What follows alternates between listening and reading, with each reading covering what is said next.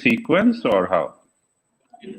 Or you went live I already? will have you first and then, yeah, so I will have you first coming and then Ankit. Sure. So we are live right now.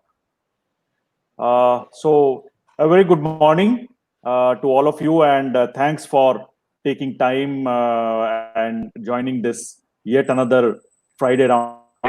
And I'm very pleased to have two very dear friends and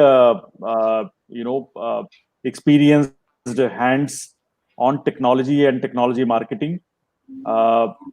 And I'm sure they have great perspectives on the theme that we are running, which is DX punctuated.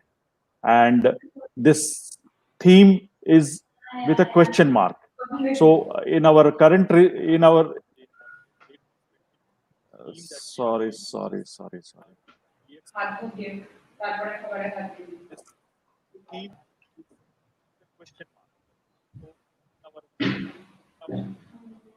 Yeah, my apologies.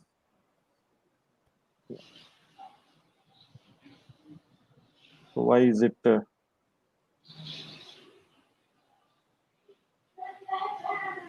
So what's the issue? Yeah. Just give me a second. Yes. So I'm sure they will have a great perspective on the theme. And so the research that we conducted recently, we found that because of this crisis, there is a great deep impact on business. And obviously that impact has percolated down to the budgets for IT, and for that matter, any other function being cut. So the priorities of the CIOs has suddenly become very critical in terms of running the business, ensuring business continuity in a situation where people are working from home. Uh, and also adopting cash conserving strategies around by taking steps like postponing refresh, cutting their big projects down, and renegotiating with the IT vendors. And of course, do a lot in terms of enabling the work from home situation by automating different processes, by enabling workflows so that people can collaborate and work together. Amid this, we feel that the DX journey, which the digital transformation journey which these organizations have been traveling, got interrupted. So we're using this word punctuated. But then this punctuation is with a question mark. It could be with any other punctuation mark. And so far, we have obtained very interesting perspectives as to what this punctuation could be. So for different people, it means different things. So I will stop here and to come and come on the screen and share their perspectives on what they think this punctuation mark should be and how things are going to evolve over a period of time. Mr. Rajesh Chanda, who is a dear friend and is from the same engineering college I am from, the Indian Institute of Engineering, Science and Technology. And Rajesh has worked with big IT firms before delving into the entrepreneurial journey, where when he started the Silfra Technologies, which is in the cutting edge of. Without further ado, let me bring on screen Mr. Rajesh Chanda. Yes, Rajesh, the stage is set for you.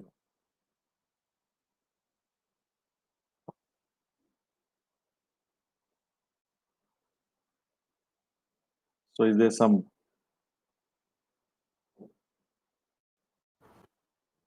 So I think there is some bandwidth issue there. Yeah, Rajesh, can you hear me? Yes. Yeah. So go ahead. Mark it. You are live, Rajesh. Kapil, yeah. So can you guys hear me? Okay. Very good morning to all of you. Yes, we can. And Kapil, thanks for having me on the show. Very excited and looking forward to a Great discussion. So, DX Punctuated, that's the topic that Kapil has given me to talk about. So, I have made some notes coming to this, and so there are three parts that I'm going to talk about on this. One is that a brief about myself and the company that I lead. Then we'll go to the business scenario currently, especially the purchase behavior and a few interesting insights that I have seen on that. And then we'll go to our customer landscape and how they are reacting to it. And at the end, I would take you guys through what we as a micro SME is doing to survive in this particular scenario, and how do we see the future. So starting with my role in Silfra Technologies, I'm one of the co-founders and I'm the CEO of Silfra Technologies. In my role, primarily, I look at sales, business development, and partnerships.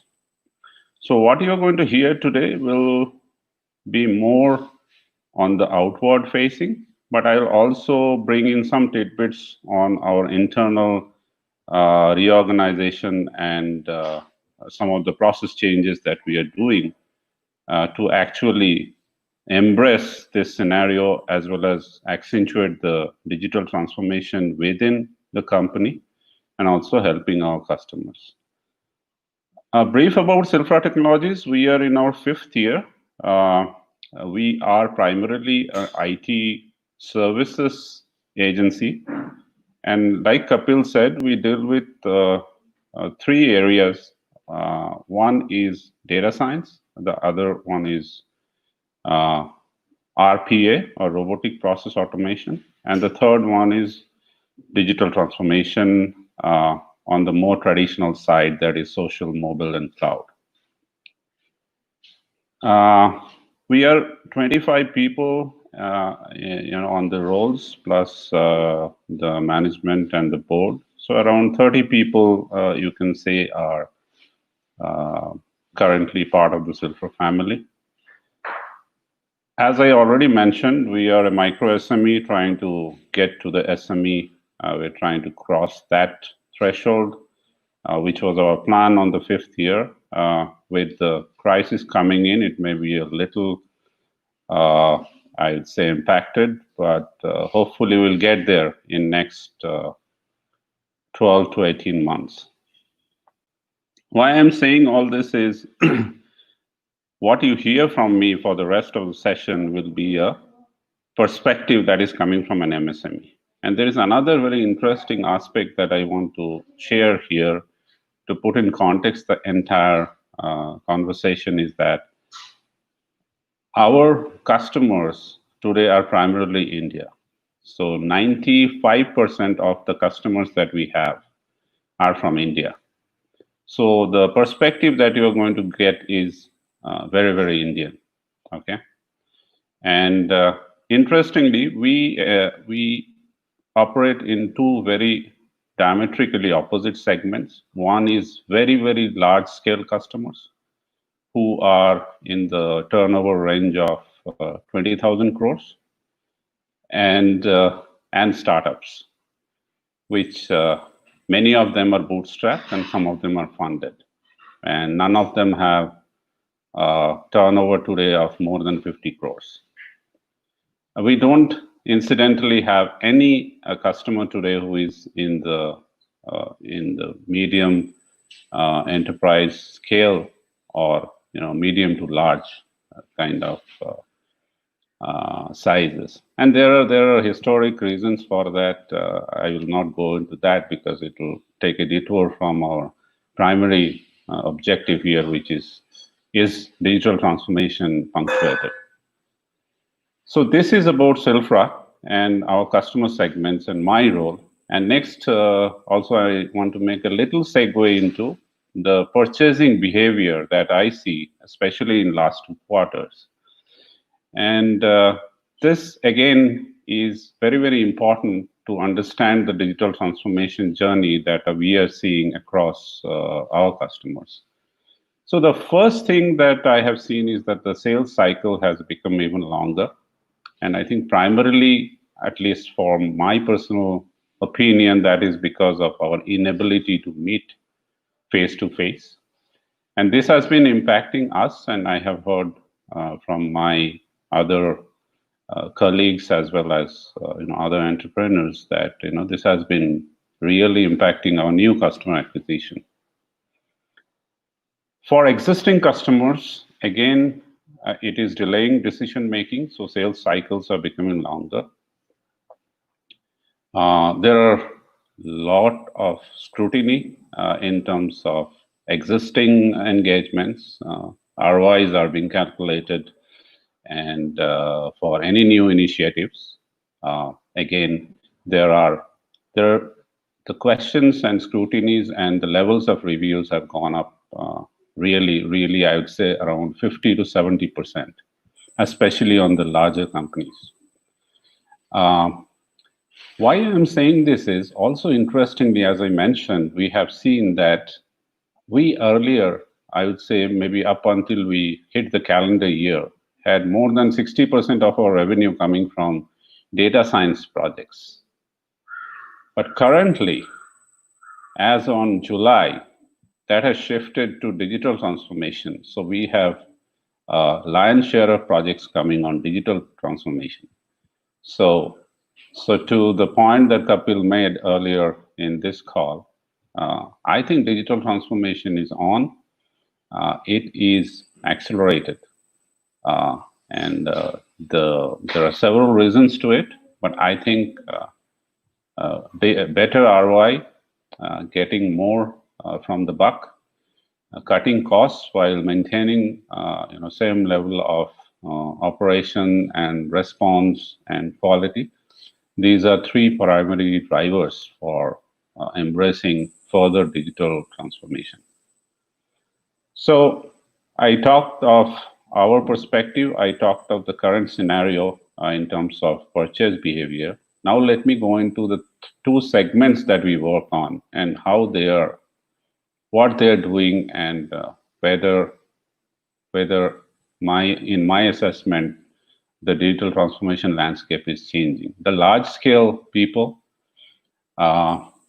they are doing very interesting stuff. Firstly, I'd say the workplace of future. I think a lot of people anticipated, and their workplaces are moving. So all our on-site deployments have now become remote.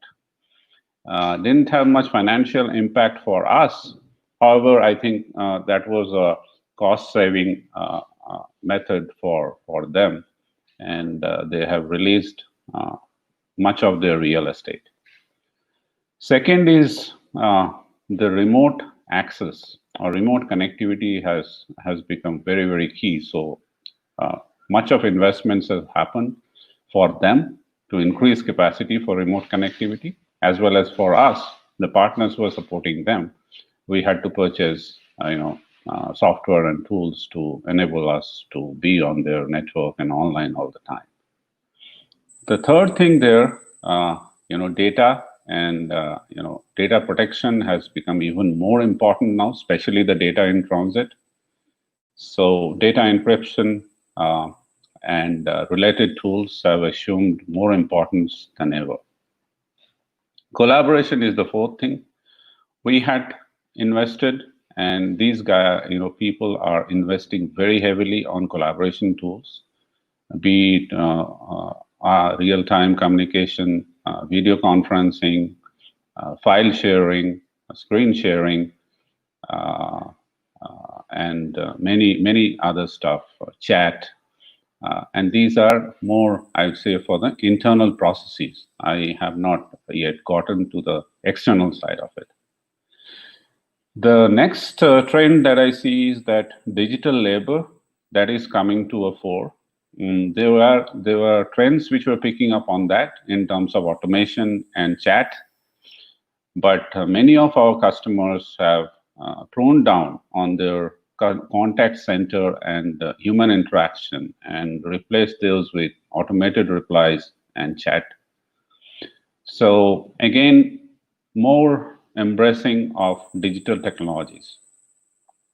So as I said, this is about the larger companies. There are several other finer nuances that I can speak of, but at a high level, this is what we have seen.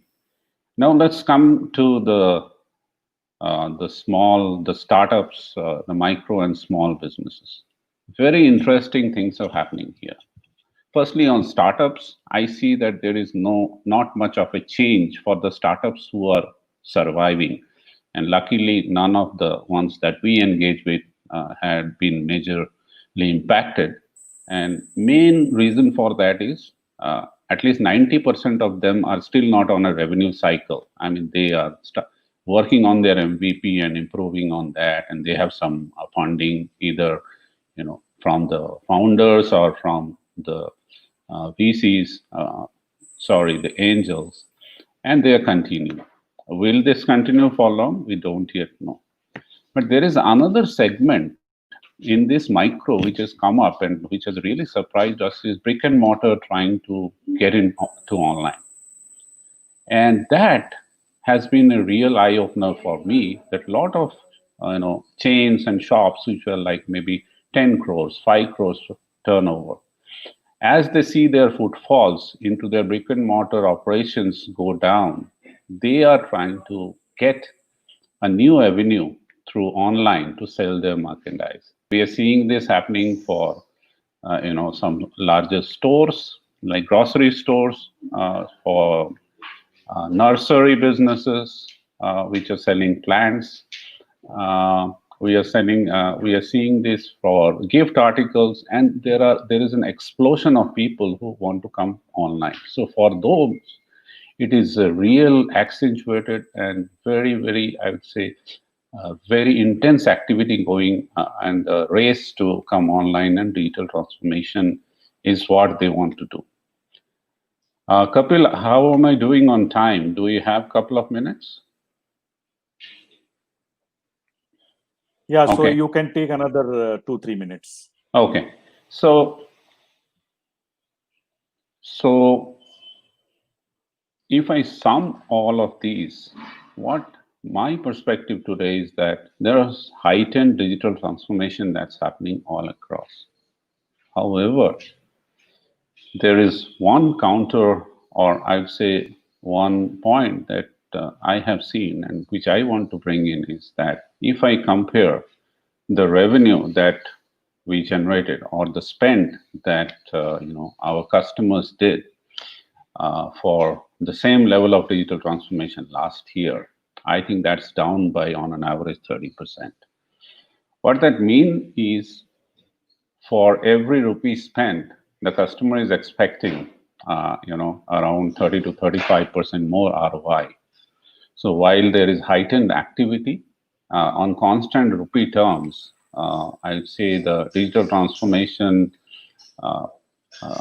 services as well as products revenue, at least in the ones that we have got involved, has come down. I feel this may be temporary. This may go on for next 2-3 quarters till we settle from the crisis.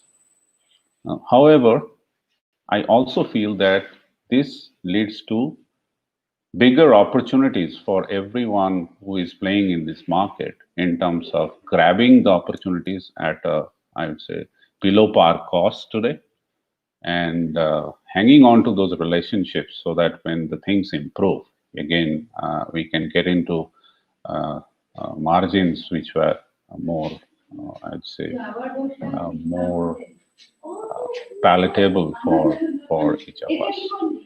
At the end, I would say what we are doing at Silfra, we also have done some digital transformation. We invested in collaboration tools.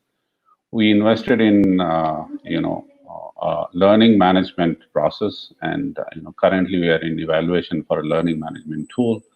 We understand the necessity for digital reskilling, because now more than ever, our customers are demanding top-notch skills from us, and we need to do that. So we are making some investment there. We are making investment on hardware so that our people get more powerful machines and they can continue to work from home and they don't have to really depend on the servers which are there in our offices. We are investing on cloud so that we don't have to venture into our offices too often, and everything can remain virtual. And the last but not the least is that we are keeping the family intact, in the sense that while there are investments and there is a big I'd say impact on the margin, we have kept our workforce unchanged and the family remains as is. So our perspective is that digital transformation is going to continue. It is going to be heightened. The revenue out of the digital transformation in near term will dip. However, it will stabilize in probably 2 to 3 quarters and then look up from there. For each of us at this scale and even beyond, I think the game is to survive a long term. So we need to preserve as much cash, we need to preserve as much working capital as possible in this lending constraint scenario. So while the lending and the cash are limited, the opportunities remain unlimited. So let's not lose hope and work even harder. Thank you. Thank you, Rajoshi. And I think that was, in fact, a very, very insightful take on how things are. So I hear from you that it is a reality that digital budgets are being cut today. There is no denying that fact. But the other reality is also that organizations are finding digital to be more and more relevant, be it in terms of cutting costs, be it in terms of developing an organization that can cope with the crisis that we are into. And vendors or IT players like yourself will have to work harder for the same dollar business that you were getting earlier. So I Absolutely. think, and another thing which I hear from your take is that it is the time when you reskill, when you get into new learnings, when you revamp your infrastructure, be it the endpoint devices or be it the core, so that IT becomes more and more robust. While your businesses are or your offices are closed, your IT becomes the real backbone of business. So Absolutely. thank you so much. Very insightful.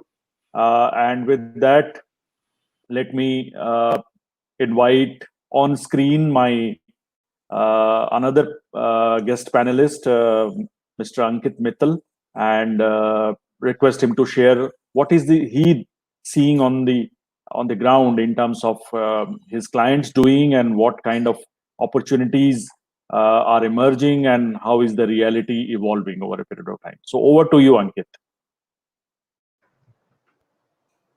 Yeah, hope I'm audible. Yeah. Yes, you are. Thanks, Kapil, for inviting me to this series of discussions that you have been hosting. I think they are pretty interesting. I've been following this for the last couple of weeks, and it's extremely glad to be over here discussing my viewpoints over it. Prior to me, Rajeshri, it was great to hear your viewpoints, and I think there are overlaps into what I'll share with some of your things. Right. So a little bit about myself. Right? I've worked with some of the large technology players like CA Technologies, Hewlett Packard, Micro Focus. Right? I have worked or sort of advised government into delivery of government to citizen services, right? And for the last couple of years, I have been engaged with a startup in the hyper local retail segment, right? So what I'm going to share today is like coming from the top, right? How does digital transformation affect, right? What does it mean, right? And then during the COVID times and post-COVID, how are we seeing it changing, right? Both from the large and the established organization's perspective as well as startups, and I'll cite some examples from what we at Magic Pen are doing. Right. So if I were to take a step back, right, what is digital transformation? Right? Let me just try to revisit that. Right? There are multiple definitions and multiple perspectives on that. Right. However, to me, right, in my opinion, digital transformation is essentially, right, it's about business strategy, and digital is something that augments or accelerates business strategy, right? Because that sums up all the elements or all the blocks within digital transformation, right? So primarily, it's about the business strategy, how the strategy of various organizations, whether it be established organizations or startups, how are they transcending and coping up with this pandemic and after effects, right? So when we talk about business strategy, right, just to give you a few examples, right, it has to start with what is the business outcome that we expect out of any digital initiative, a program, a project, large scale, small scale, right, whatever we take, right? So to talk of, say, manufacturing side, if we were to think of, okay, a manufacturing unit wants to apply IoT-enabled sensors and devices, to what effect, right? It's not just that because IoT is the buzzword, it has to be driven with a business purpose, right? Whether it's for optimizing your manufacturing processes, bringing in efficiencies and productivity, right? Having a detailed analytical insights into how you want to create the processes, process automation, optimizing the processes. Right? Moving on to the supply side, right? Supply chain side, it's more about driving productivity, efficiencies, right? Real-time insights, and basically lowering the costs towards that. Coming on to sales and marketing, right? One is how can we better segment using digital? How can we better segment the customers? How can we better reach out to them? How can we have more probabilistic inferences as to where are the chances of me getting a conversion or getting a sale is higher, right? And then on the post-sales client servicing, it's primarily about customer centricity, giving them a wonderful experience. And in all these things, right, it's primarily the business strategy that an organization decides to go ahead with, where the digital plays a role, right? And digital can play a role with innovative processes and a lot of automation and all that stuff, right? A lot of technology pieces coming into the play. But it's important to have that business strategy, those business objectives clearly defined before getting into digital. Right? Now, having said that, right, currently I'm with this startup Magic Pen, which is into online to offline hyper discovery platform, which engage people online and drives commerce to offline retailers. Right? Retailers could be local mom and pop stores or could be bigger chains. Right? So now, if we look at it like COVID times, right? I would like to divide this COVID times, say, since it started impacting India somewhere around second week of March, into three phases. Right? Number one is the shutdown phase. Second, and the currently ongoing, is the recovery phase. And the third is going to be the new normal, or what the future is going to look like. Right? So let me cover each of these phases. Right? Starting March, when we had this shutdown, right, and almost all organizations had to very rapidly think about how do you maintain business continuity. Right? So business continuity was a priority over and above maybe efficiencies, productivity, and anything else. Right? How do you maintain? How do you keep people working from home? The connectivity part, access part, authorizations part, right? How do you keep on engaging with the customers? Right? So business continuity was a foremost concern, and I think almost all the organizations very rapidly moved into this space, adopting technology which was most easily accessible and implementable by them to achieve this stakeholder engagement and collaboration, right? To keep the business on, keep the lights on. Right? So this was the shutdown phase. Right? Now, in the currently recovery phase, where we have started seeing some green shoots, right, of recovery happening in bits and pieces into certain segments, I think what is taking priority is business resiliency, obviously cost optimization, but at the same time, right, identifying those pockets where the recovery is happening, and how do we, or how does an organization land its entire workforce to be aligned to achieve that objective and into that segment, right? To take an example, right, from my current organization, right, during the shutdown phase, we we very rapidly moved our entire tele operations, our entire tech teams, analyst teams, everyone into working from home mode. Obviously, being a digital native organization, a cloud native organization, that was relatively easier for us. But the challenge was more on the adoption of the things, adoption of the processes, right? Because we were never into work from home mode ever, right? We were always into office. So having people adopt to that, right, that was a primary thing. And I think our teams did a fairly good job in adapting to that very rapidly, right? And we could maintain business continuity for us. Right? Obviously, in the offline segment, in the shutdown phase, we saw a massive dip in our businesses. And that's where we went back to the drawing board to assess on how the recovery and the post-recovery phase is going to look like. So in the current phase, when I would call it more as a recovery phase, where it's more about business resiliency. And it's more about how do we prioritize cost? How do we variabilize the cost to the extent we can, right? Reduce the fixed cost expenditure, being a startup and with limited access to capital, right? How do we variabilize that cost? And it's like having all hands at deck. So for that, like frequent communication with the people, keeping the tempo of the organization at the levels what it is required. So that's the phase that we are in. Now, interestingly, for us, before COVID, right, we were primarily into certain categories, namely food and beverages, maybe fashion, beauty, which were primarily doing very good for us. Right? But during the shutdown phase and now in the recovery phase, we have realized that some of the categories, other categories where we were sort of less penetrated, namely say grocery, pharmaceuticals, right? So we quickly developed our penetration into those categories.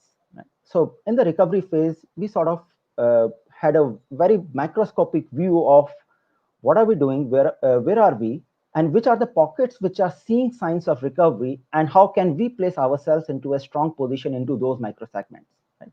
So this is about the recovery phase, right? Obviously, with keeping an eye on the cost side, and the best way is to variabilize the cost as much as we can. Right?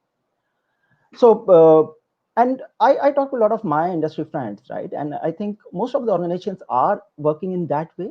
Now, what it means is when the business strategy is moving in this direction of identifying those segments, I think digital is something which will definitely be to an aid to any organization, and almost all organizations are looking up to digital to give them that agility in driving these areas. Right?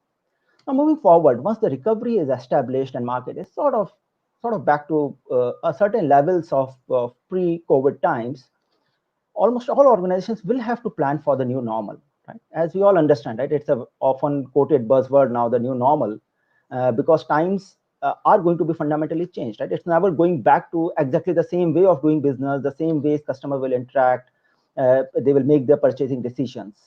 So at this stage, when we start planning for the new normal, taking care into the future, the innovation, where it needs to happen, where do we sort of put our money, right? And what do we plan for? I think tools like scenario planning comes to very good effect, right? Where you sort of, because it's unknown, right? We cannot predict with a great amount of certainty as to how the future is going to look like. So it's very important to use the tools like scenario planning to help us get ready as to whatever the outcomes may be, right? So we are doing that kind of planning. And what it essentially means for digital and adoption of digital is arming yourself with the capabilities which are core within the organization to be able to adapt to howsoever the scenario unfolds, right? Which is retaining flexibility to adaptation, right? To changing scenarios, resiliency I've talked about, right? And then obviously it's about the agility. How fast can a business respond to the changing scenarios as the new normal unfolds? And last but not the least, and I think the most important, is maintaining customer centricity. Because no matter what, howsoever the scenario unfolds, customer centricity is going to be the key. Now, in all these three key broad areas, right, retaining the flexibility to adapt, the agility, and retaining customer centricity, I think that is where digital is going to massively lend a hand to the business, right? And in my opinion, businesses are definitely going to look towards digital to enable them to acquire all these three skill sets within the organization. Right? Easier said than done, but yeah, it's not just about technology. It's all about how do you implement that technology? How do you realize that technology for your use cases, right? For the use cases within your company, for what your company's strategy is, right? So like an age-old maxim, right? That necessity is the mother of invention. So I think all businesses in this recovery and the post-recovery with the new normal scenario are going to sort of innovate in either in their processes or in their digital offerings or in the customer outreach in whichever way. And I think digital transformation, while it may be punctuated, as Kapil has used the right term, in the shutdown and the recovery phase, but in the new normal and going forward, it is definitely going to be accentuated, right? It is going to accelerate.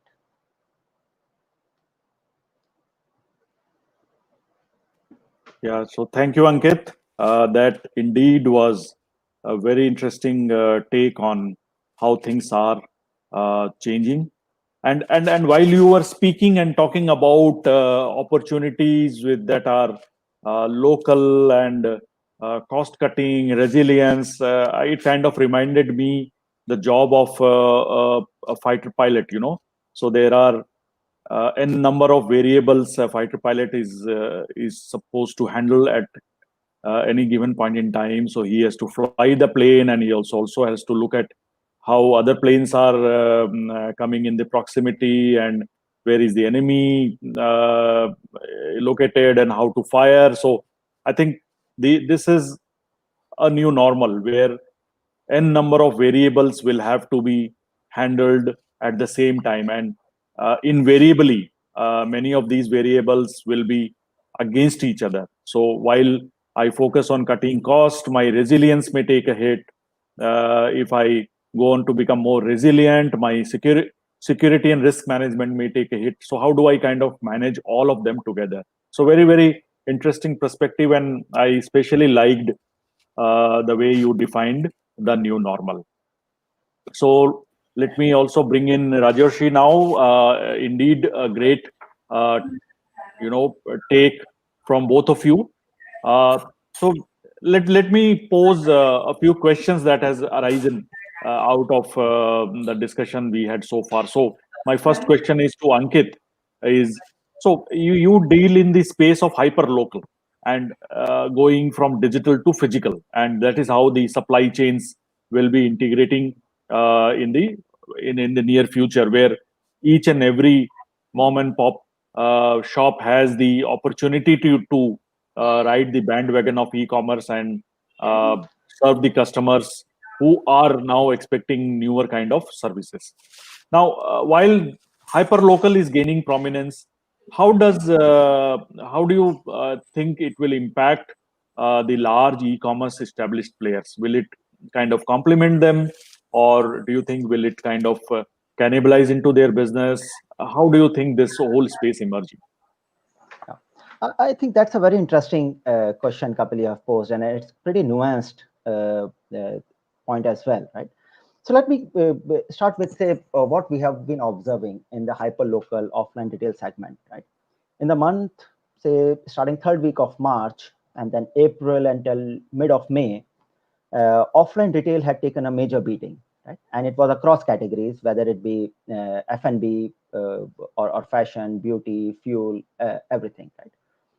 Maybe only some pockets which were sort of doing good were grocery and pharma, because they lie under the essential categories and they were not under that permanent lockdown period.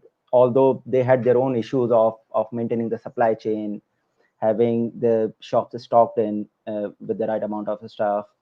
However, with limited timings of operation, so they also had issues. But overall, if I were to see from the demand side, which is the consumer side, right, because of the lockdown and strict lockdown rules being implemented, right, almost all the categories witnessed a major downward trend or bottoming out in terms of how the users were spending. However, since mid of May, week on week, we have been seeing progression in certain categories, right, from the demand side where the users are going and transacting. Grocery and pharma obviously continues. Within F&B, we realized food and beverages segment category, some of the smaller categories or subcategories within this, say maybe the QSRs, which is the quick serve restaurants, or the takeaway joints, or pickup outlets, delivery points, right? The sweet shops, these kind of subcategories started seeing good recovery. Pubs, nightlife, fine dining, they are still to see that recovery, right? Beauty started seeing some recovery, fashion started seeing some recovery. So the point is like identifying which segments started seeing recovery faster, right, earlier compared to other categories. Now, important is how does one adapt to this changing thing, right?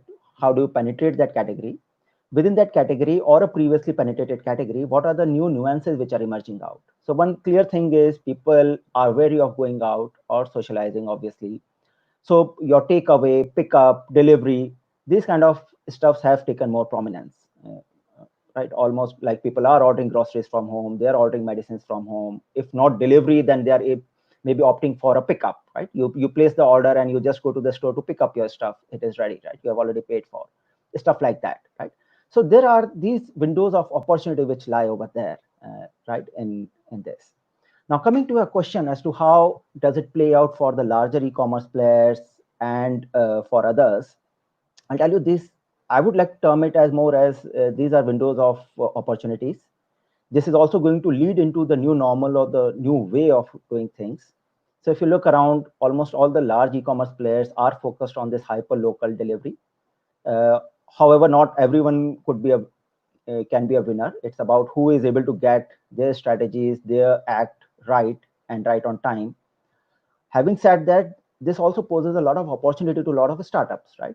Startups like Magic Pen, and there are so many other startups in this space working in their own unique models of delivery, takeaway, getting that demand back, right? Or providing that demand to those retail outlets. So I think it's a good opportunity for anyone to tap into, right? Taking care of the nuances that goes into developing this. For example, right, we are working. So we were earlier into purely engage people online and drive footfall to offline retail stores. Now, post COVID, we have taken sort of steps to enable say, delivery orders, takeaways, and pickups. Right. So this is the innovation that we brought about in our model. Right. So likewise, right, a lot of organizations are going to look into that, and obviously time will tell who will be the winner as such.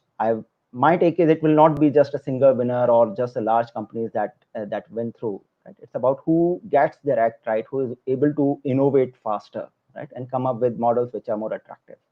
A simple example, right, and which I think Rajshri also touched upon in his opening note, that all these local and mom pop stores, right, they were used to getting footfall into their store, right? A customer walking into their store and purchasing their stuff, right, or the services, whatever the store is supplying. Now, obviously, they would. It's good for them now, or it's very critical for them to have their presence online, right, and be able to take orders online, right? Take delivery orders, pick up orders, whatever, right? So it's getting all these thousands and lakhs of offline retailers online in a very seamless fashion, right? So this is a big opportunity for several companies, right, who can help these retailers come offline, open up this new revenue channel or a customer access channel to them. Right? So I think this is going to be a very interesting space to watch out.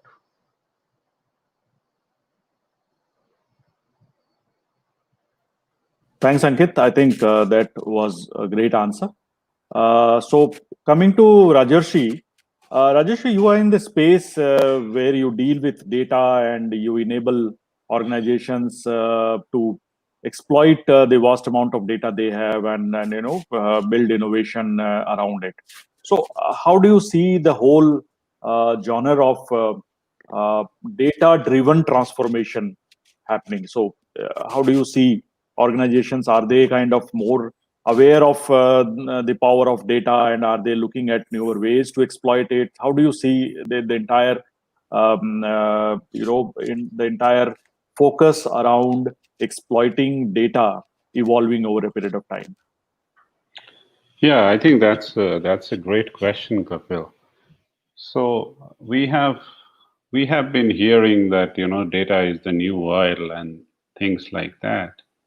In the current scenario, as I had mentioned in my part of the session that there are a lot of scrutiny that's happening, especially to justify a purchase.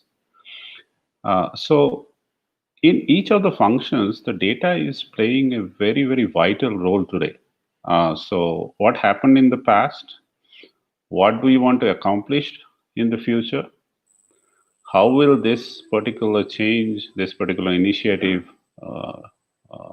influence that? So gathering data, gathering supporting data, collating data, exploring data, this has become more important than ever. What I have seen is because of our exposure to data science related initiatives in some of the very large multinationals, that even in this, with data, you can do wonderful things in each and every function that you can think of, be it HR, be it engineering, be it finance, sales, marketing.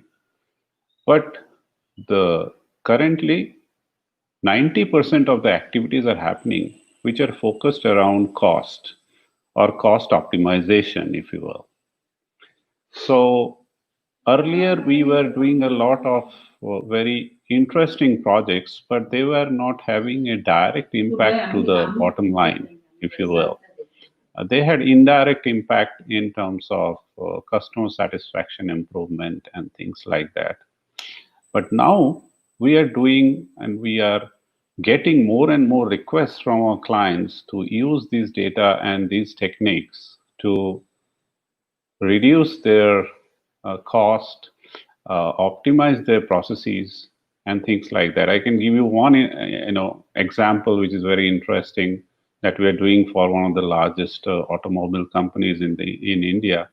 Is that during warranty they have parts which has to be replaced free of cost.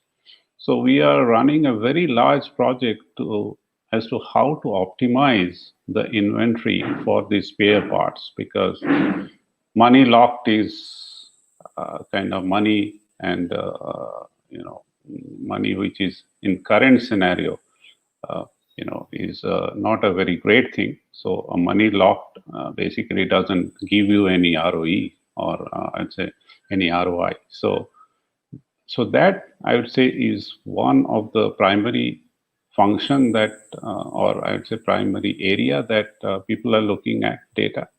And the other is lots of data crunching is happening around sales and how to improve it, how to bring in, acquire customers, how to nurture them, and how to convert them. So we are doing a lot of work around leads conversion to sale. This kind of process is another area where I am seeing a lot of application of data today, much more than ever that I have seen before. However, as I said, there are other things which were very fashionable, but they didn't have near-term impact, like making. Just to give an example, is look at the digital presence of a particular brand and try to figure out from that how they're engaging with the customer, and benchmark them against their competition and things like that, which has a more longer term impact, but not a nearer term. I think those activities and data collection and data crunching around those, they are being deferred and pushed out. So core functions, data dependence, higher than ever before. Non-core, I think people are deferring, and even data analysis and data crunching are coming down.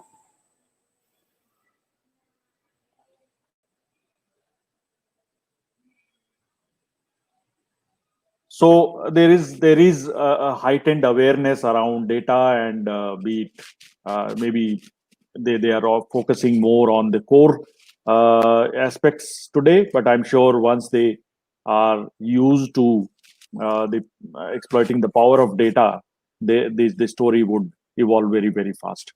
We have one question from one of the delegates, and I think this is meant for Ankit. And he says, considering the vast size of our country and non-accessibility in remote locations, how do you expect e-commerce sector to explore for those areas? So I'll take it to Ankit. If Rajesh has something to add, Rajesh, you are most welcome. Yes, Ankit. Yeah, I think that's a very important question given the Indian context, the vastness of the country, the diversity, right, the geodiversity, and the social diversity, right? What role can e-commerce play in that space? Now, first and foremost, right, the digital infrastructure in the country in last decade or so has undergone a massive tectonic shift, right, both by the government as well as by the private sector. So one is a digital. So while the work is still not completed, but yeah, there has been a major strides or major advancements in terms of the core digital infra being available in the country to a very great extent, right? Not till the Gram Panchayat level, I would say, but yeah, to tier 3, tier 4 towns and cities, it is definitely there, right? There are projects by Government of India, especially projects like BharatNet, which aims to provide connectivity right till the Gram Panchayat level. Now, having said that, right, digital infra obviously is one of the core aspects which it's not possible for any one organization to set it up in the country, right? It doesn't make that much economically sense. So having made great strides in that, sets up a very good stage for us to develop on it. I would like to take one example, right? While the current ban on these Chinese apps by Government of India has happened, but I was reading a couple of articles, right? The amount of penetration some of these apps have had, right?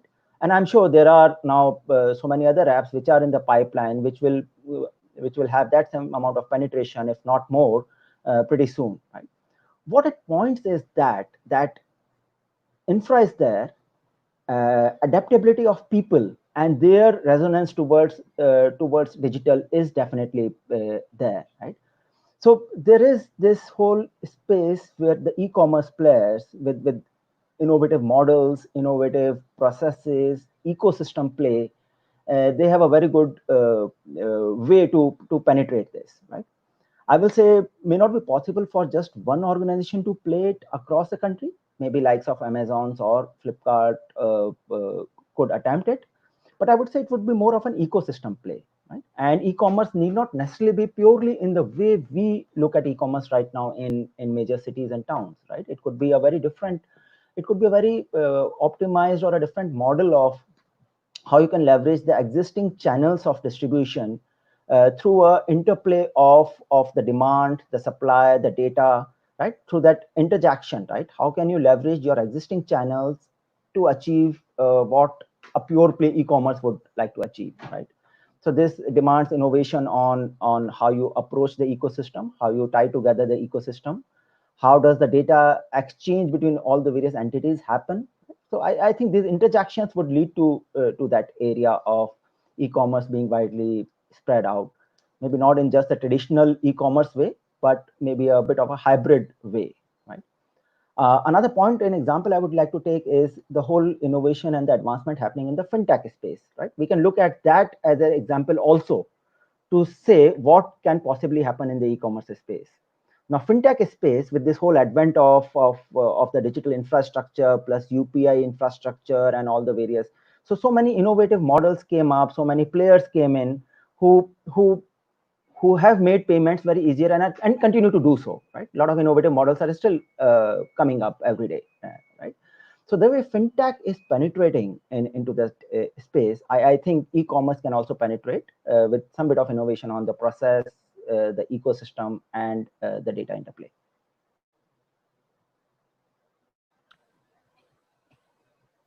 Great. So what I hear you saying is that the digital infrastructure is penetrating deep.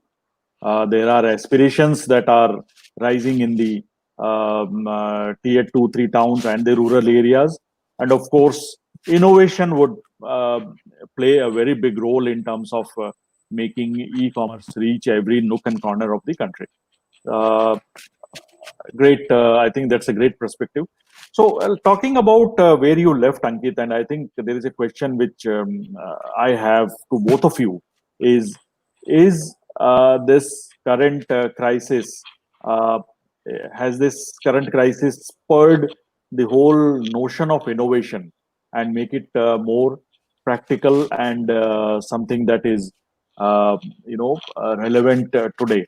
So are we kind of required to innovate at every step of our working, and innovation is something without which organizations cannot survive and thrive? So I think let Rajoshi maybe go first. Yeah, sure.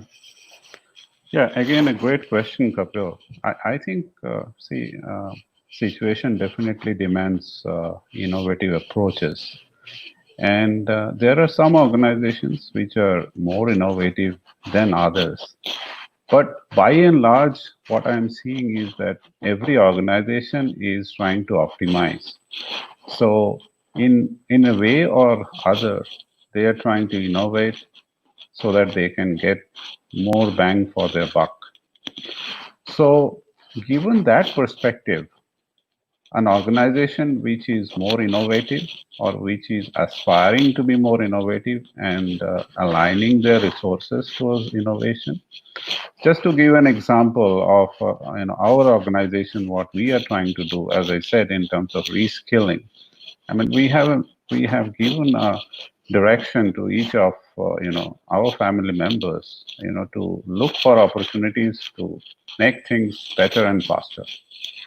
And that may be as simple as how we, store our documents, or how we disburse payments to our vendors, and how we raise money from the market. So I think, given the current scenario, this is a great time to innovate because of the current environment and the way things are panning out for companies, irrespective of their sizes. And the biggest advantage that the companies which are trying to innovate and getting more innovative will have is, when we get to the old normal, which I'm very optimistic we are going to get in few quarters down the line, these are the organizations which will basically shine, and these are the organizations which will be noticed, and others which are not innovating currently will find it very hard to sustain and compete.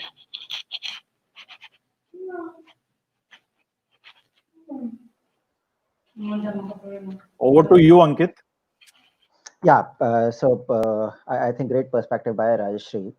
My opinion, what this pandemic has done is brought this whole aspect of digital to a very forefront, or catapulted it to the boardroom, right? I think every organization, small, big, medium, whatever size, right? I think it has reached the boardroom. All CEOs, all CXOs are into it, because everyone realizes that in order to get the resiliency, maintain continuity, and prepare yourself for the new normal that will unfold as it unfolds, right? Digital is the way which can help organizations achieve those triplets of flexibility, agility, and customer centricity. Right?